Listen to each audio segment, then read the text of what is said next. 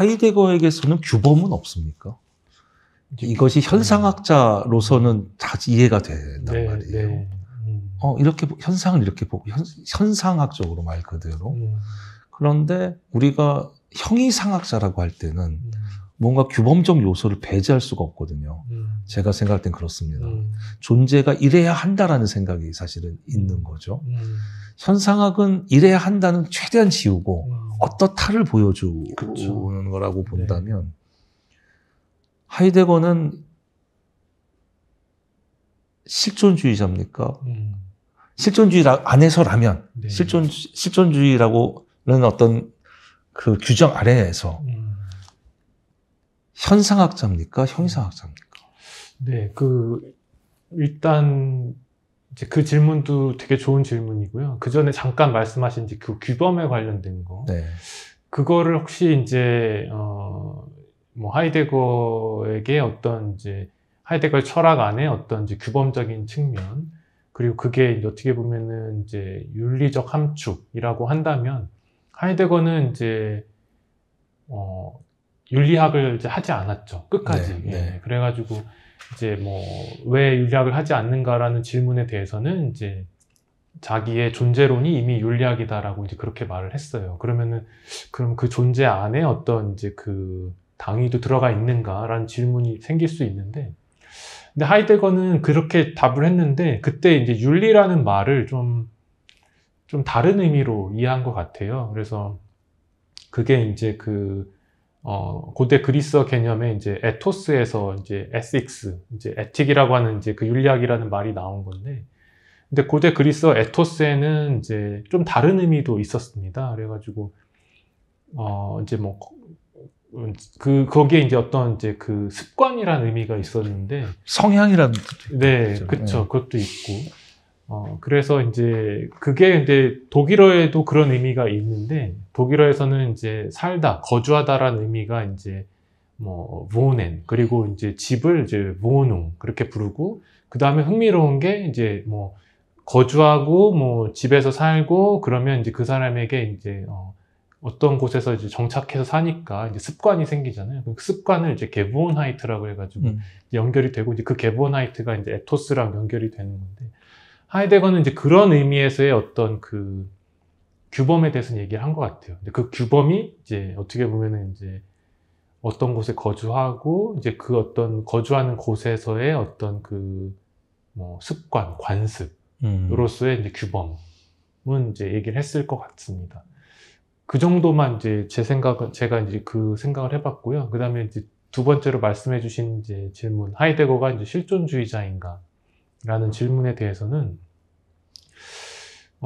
일단은 이제 실존주의라는 어떤 이제 19세기, 20세기의 실존주의라는 어떤 이제 사조, 아니면 이제 그 그룹을 이렇게 정한 거는 이제 사르트르만 한 거죠. 사르트르만 한 거고, 거기에 있는 사람, 거기에 속한 이제 철학자들, 뭐, 키에르케고르, 니체, 마르셀, 네, 그 다음에 뭐, 하이데거, 뭐, 야스퍼스, 요 사람들 가운데 아무도 자기를 실존주의자라고 한 사람이 없잖아요. 네. 네. 그리고 이제 또 이제 제가 그래서 이제 실존주의자라는 말씀을 하셔서 하이데거가 실존주의라는 표현을 사용했는가를 한번 찾아봤어요. 네. 근데 하이데거가 그러니까 영어로는 existentialism이란 단어를 쓰지를 않았습니다. 한 번 쓴 것 같은데, 제가 찾아본 바로는 한 번 썼는데, 그거는 이제 사르트르의 실존주의를 가리킬 때 쓴 말 한 번이에요. 그러니까 하이데거는 이제 그 실존주의라는 말을 한 번도 쓰지 않은 것 같아요. 아마 그 다른 어떤 더 많은 문헌을 보게 되면 썼을 수도 있는데, 근데 하이데거가 쓴 표현은 이제 실존 철학이라는 표현을 썼습니다. 이제 existential philosophy, 독일어로 하면은 existence philosophy라는 이제 그 표현을 썼는데, 근데 그 표현도 요 존재 시간 안에서 썼지만 자기는 실존 철학이 아니다라고 썼어요. 나도 실존 철학이 아니다. 네. 네. 그러면서 저도 느낌표를 써놨는데요. 지금 굉장히 오래전에. 네. 그래서 하이데거를 이제 실존주의자라고 분류하는 게 하이데거 본인의 뜻에 따르면은 이제 아닌 거죠. 실존주의자도 아니고 네. 실존 철학자도 아닌 거예요. 네. 하지만 이제 그 사르트르가 말하는 그런 의미에서, 그러니까 실존을 본질보다 강조한다는 의미에서는 이제 하이데거는 이제 실존주의자라고 볼 수 있을 것 같아요. 그 다음 질문이 사실은 더 핵심이었는데 네. 현상학자냐, 형이상학자냐. 현상학자냐, 형이상학자냐. 이 말 자체는 매우 현상학적으로 사실은 들립니다. 여기 지금 말씀하셨던 그 따라서 실존 철학이 아니다라는 요 구절은 저한테는 그렇게 보입니다. 이러한 존재론적 구조에 대한 물음은 실존을 구성하고 있는 그것을 풀어 헤쳐 보이는 것을 목표로 한다. 매우 현상학적이잖아요. 네. 일단은 하이데거가 이 존재 시간을 쓸 당시에는 이제 형이상학을 비판하는, 형이상학이라는 개념을 안 쓰려고 하는 시기예요. 그리고 여기서는 이제 앞에 서론에서도 밝히는 것처럼 이 책의 방법론은 현상학이라고 하면서 이제 현상학으로 한 게 맞는데, 근데 하이데거가 한 2년 지나서 이 책 덕분에 이제 그 프라이부르크 대학의 이제 교수로 또 임명이 되잖아요. 그때 교수 임명되면 독일에서는 이제 교수 취임 기념 강연을 하는데, 그게 이제 1929년이에요. 한 2년밖에 안 지났는데 그 교수 취임 기념 강연의 제목은 형이상학이란 무엇인가. 네. 그래서 이제 그때는 이제 본인이 이제 형이상학을 한다라고 생각을 하고, 이제 본인이 하는 형이상학이 무엇인지를 이제 설명을 한 거죠. 그러고서 그게 한 1930년대 중반까지는 그 형이상학이라는 표현을 계속 씁니다. 1935년에 한 강의 제목도 이제 형이상학 입문. 그때는 이제 그 형이상학은 이제 하이데거 본인이 생각하는 형이상학을 하고 있어요. 근데 그 형이상학, 이제 하이데거가 생각하는 형이상학도 보게 되면 이제 전통 형이상학이랑은 다른 것 같아요. 왜냐하면 이제 그 형이상학이란 무엇인가라는 이제 교수 취임 기념 강연에서도 형이상학에서 다루어야 할 물음은 이제 아마 아리스토텔레스의 형이상학이라면은 실체라든가 어떤 그런 이제 형이상학의 전통 개념들이 있을 건데, 그리고 칸트가 비판했던 기존 형이상학의 어떤 세 가지 문제라고 하는 거는 세계, 우주의 문제, 인간 영혼의 문제, 이제 그런 식의 어떤 문제들이 있는데, 하이데거는 그런 문제를 다루지 않고 이제 nothing이란 무엇인가를 이제 형이상학의 이제 문제로 삼고, 그러면서 이제 무와 존재를 이제 존재의 관계를 설명하는 식의 어떤 형이상학, 그리고 그 무와 존재와 관계하는 어떤 인간에 대해서 또 이야기를 하고 있기 때문에, 이제 하이데거가 물론 이제 형이상학이라는 이제 이름을 걸고 강의도 하고 연구도 했지만, 그게 과연 이제 전통 형이상학이랑 또 같은 건가? 그거는 또 잘 모르겠어요. 근데 이런 거 제가 질문드린 요지는 사실은 그건 저의 구분이라서 그게 얼마나 보편적인지는 모르겠습니다만, 제가 형이상학과 현상학을 가르는 기준은 현상학은 말 그대로 나는 사실이 어떤 건지 보여주겠다.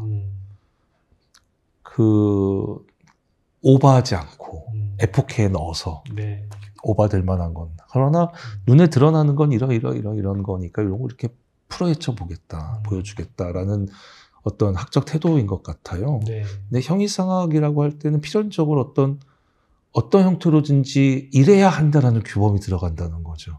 그것이 꼭 윤리적이지 않더라도, 예를 들어, 현존재라고 하면, 인간의 실존은 보니까 현상적으로 이렇더라. 이래야 한다는 없는 거죠. 이렇더라. 이렇게 보니까 이렇더라. 근데 형이상학적이라고 한다면, 거기서 좀 더 나아가서, 현존재는 이래야 한다. 이게 현존재다. 이래야 현존재다. 이럴 때는 좀 형이상학적이지 않나라고 생각이 들거든요. 제 생각에는 꼭 실체라던가 이런 어떤 그 현상을 구성하는 어떤 그런 개념이나 구조는 다 다를 수 있어도, 예를 들어 해겔만 해도 그렇지 않습니까? 전 사실은 하이데거를 너무 해겔식으로 읽어서 제가 제대로 읽었는지 모르겠습니다만, 해겔만 해도 그 실체 개념이 아리스토텔레스 실체 개념은 전혀 다르고, 그리고 어떻게 보면 굉장히 하이데거적이란 말은 이제 시대적으로 하이데거 뒷사람이니까 그렇지만 하이데거적인 게 대논리학도 존재론이 제일 먼저 나오잖아요. 네. 그 다음에 본질론 나오지 네. 않습니까?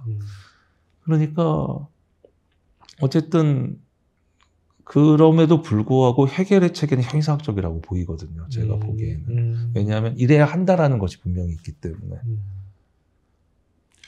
근데 저는 하이데거의 책을 읽으면서 그 다음에 또 지금 또 생각이 났는데 하이데거가 1929년에 또 그 교수 취임 기념 강연을 하고 그 다음에 한 이제 강의도 아주 이렇게 유명한 강의인데 그 강의의 제목이 이제 형이상학의 근본 개념들 그리고 이제 그 개념들 세 가지가 이제 세계 개념, 유한성 개념, 이제 고독 개념 이제 그렇게 되는데요.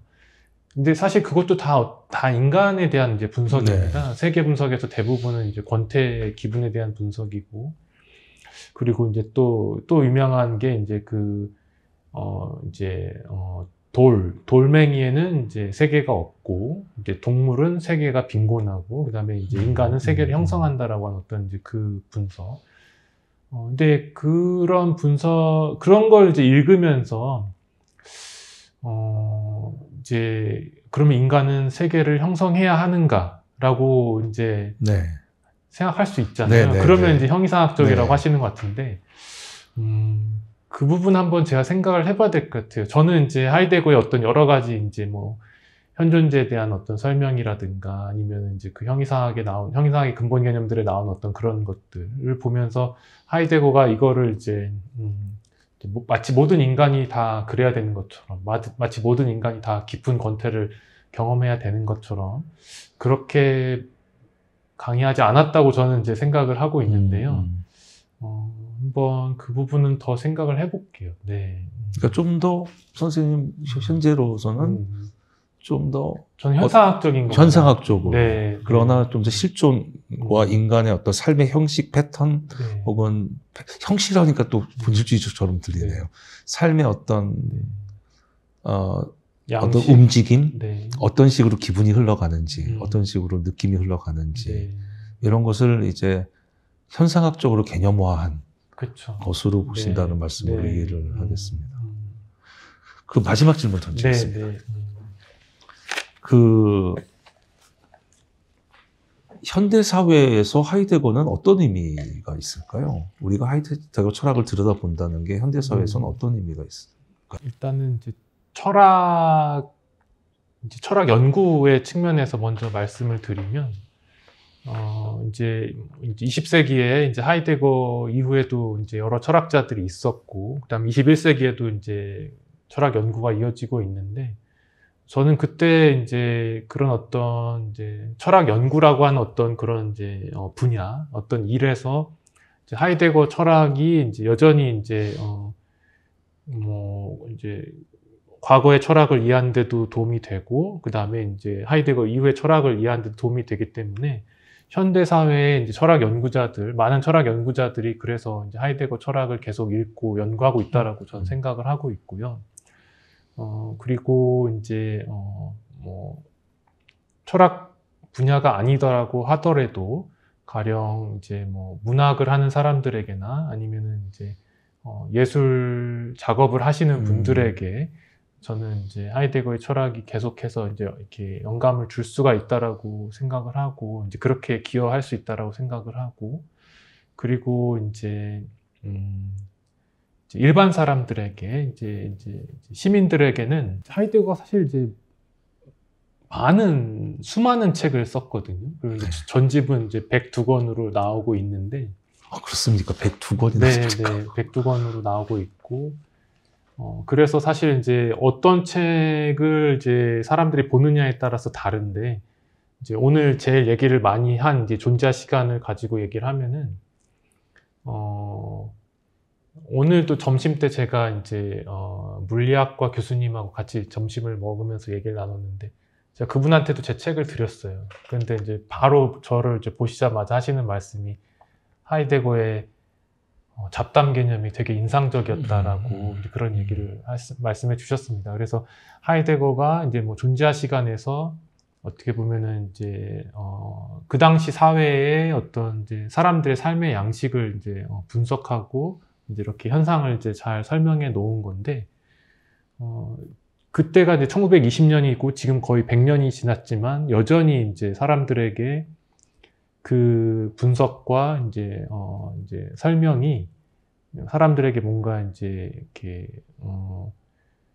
뭐랄까 이렇게 호소하는 바가 있는 것 같아요. 이게 뭔가 사람들에게 이렇게 알려주는 바가 있는 것 같고, 이제 그래서 이제 하이데거가 이제 인간의 실존, 우리 인간이 어떻게 존재하고 있는가에 대한 어떤 그 하이데거의 이제 현상학적 설명이라든가 이런 이제 분석들, 그런 것들은 이제 여전히 이제 현대인들에게, 왜냐하면 우리가 뭐 저는 이제 뭐 19세기부터 우리는 계속해서 산업사회에서 살고 있다고 생각을 하는데, 그 산업사회에서는 이제 그래서 실존주의가 태어난 건데, 사람들이 다 이렇게 비슷하게 살게 돼요. 점점 다. 네. 이제 그렇게 살아가는 사람들은 이제 여전히 이제 실존주의, 실존 철학 책이나 아니면 하이데거의 이제 존재와 시간을 읽을 때 이렇게 자기 삶을 되돌아볼 수 있게 되는 것 같습니다. 그래서 여전히 이제 그런 의미에서 다른 실존주의 철학 책들과 함께 이제 하이데거의 이제 실존 철학적인 내용들이 현대인들에게 이제 의미가 있을 수 있다라고 생각을 하고요. 그리고 여기까지는 제가 생각을 해봤는데, 아직 제가 앞으로 연구하려는 분야 중에 하나가 이제 기술 철학인데, 이제 기술에 대한 어떤 하이데거의 통찰들, 그것들도 저는 이제 의의가 있다라고 생각을 해요. 그리고 아까 또 이제 말씀해 주셨는데 뭐였죠? 이제 하이데거가 반현대적이라고 아까 말씀하셨는데, 네, 하이데거가 자기 책을 낼 때 인덱스를 만들지 말라고, 네. 인덱스를 부록에 넣지 말라고 이제 말한 것처럼, 어떻게 보면 현대 사회에서 빠르게 뭐 필요한 내용만, 필요한 정보만, 필요한 부분만 찾아서 읽어야 되는데, 이제 그렇게 하지 못하게 하는 어떤 하이데거의 그런 태도가, 하이데거가 이제 현대 기술을 비판하는 태도랑도 이제 통하는 면이 있거든요. 그래가지고 이제 하이데거의 어떤 기술 철학이 저는 여전히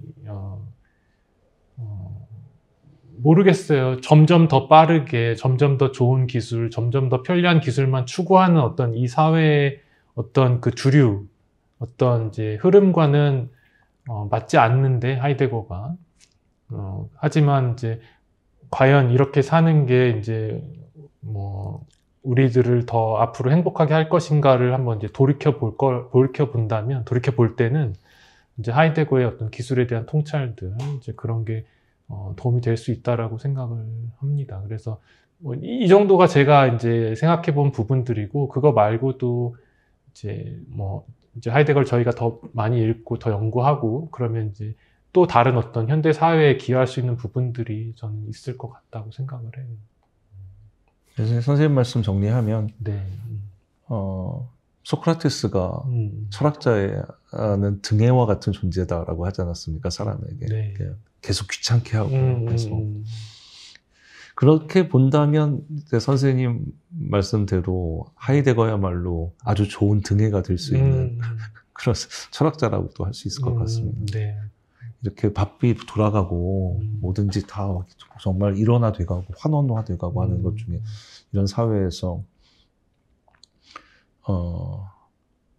무언가 가장 근원적 형태로 반성의 계기를 제공해 줄 수 있는, 다시 한번 말 그대로 나를 되돌아보게 만드는, 뒤집어보게 만드는 그런 아주 근원적 측면에서 그렇게 본다면 거기에 대한 기능이 매우 크지 않나라는 생각이 선생님 말씀을 듣고 나니까 드네요. 선생님 말씀도 제가 그렇게 이해를 했습니다. 오늘은 여기까지로 하도록 하고요. 지금까지 이화여대 철학과 교수이신 한충수 선생님 모시고 롱테이블 4번째 시간 진행을 했습니다. 오늘 이제 하이데거 얘기를 하느라고 이제 책에 대해서밖에 많이 얘기를 못했는데, 실제로 이 책이 매우 잘 만들어진 책입니다. 여러 제 판단엔 그렇습니다. 우선은 사이즈도 매우 핸디하고요. 그리고 이제 선생님께서 너무나 공을 들이셔가지고 이 편지에도 에피소드를 12개로 쪼개신 네. 거로 이제 기억하는데, 네. 그리고 이제 나아가는 말까지. 나가는 말이 아니고, 이제 나가는 말이자 나아가는 말 가로를 치셔가지고, 그리고 이 편제뿐 아니고, 선생님께서 워낙에 아주 유려하게 글을 쓰셔서, 이 책을 보시는 분들은 매우 매우 쉽고, 그리고 명료하게 이 실존 철학에 대해서 접근을 해 가실 수 있지 않나 싶습니다. 한편 그럼에도 불구하고 굉장히 이 어떤 하나하나의 구절을 기하학적으로 풀어서 설명을 하시기 때문에 그것도 하나하나 건축하듯이 쌓아가는 느낌으로 보시면 아주 재밌게 보실 수 있을 것 같고, 그 하이데거뿐 아니라 각종 뭐 사르트르, 키에르케고르, 야스퍼스 등등의 실존 철학자들의 그 원저를 접근하시는데 매우 좋은 길잡이가 될 수 있지 않나라는 생각을 제 개인적으로 해봅니다. 이것으로 그 롱테이블 4번째 시간 한주 선생님과의 대담을 마치도록 하겠습니다. 지금까지 시청해 주셔서 대단히 감사합니다. 그리고 이제 한 가지 좀 광고 말씀을 드리자면, 선생님께서 이 쓰신 실존의 향기를 독자 이벤트로 그 댓글을 달아주시면 그분들 중에 이번에는 19분을 선택할 수 있을 것 같습니다. 19분을 선택해서, 선생님의 드린다는 이 증정 멘트가 담긴 책을 선사하도록 하겠습니다. 그러니까 많은 댓글 달아주시고요. 댓글 다신 후에 선정되신 분들은 이 좋은 책을 경험하실 수 있는 기쁨을 누리실 수 있었으면 합니다. 오늘 롱팁을 여기까지 하겠습니다. 선생님 대단히 감사합니다. 네, 감사합니다. 감사합니다.